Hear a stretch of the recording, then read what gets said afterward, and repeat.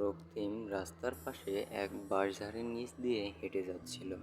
হঠাৎ সে দাঁড়িয়ে পড়ে, কারণ সে কিছু কথোপকথনের কথা শুনতে পেয়েছিল। সে ভাবে যে আমি কোনো ভূতের পাল্লায় পড়লাম না তো। আর সে লাইট মেরে হেঁটে চলতে থাকে এবং খুঁজতে থাকে যে কিসের কথার আওয়াজ হচ্ছে। তখন রাস্তার পাশে দুটি ছেলে কিছু কথা বলছিল।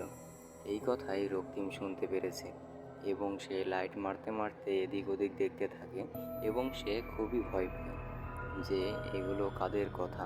তখন পাশে ওই দুইটি ছেলে আম পাড়ছিল, তাদেরই কথার আওয়াজ রক্তিম শুনতে পারছিল এবং রক্তিম খুঁজতে খুঁজতে তাদেরকে ধরে ফেলে যে তারা দুইজন আম পাড়ছে।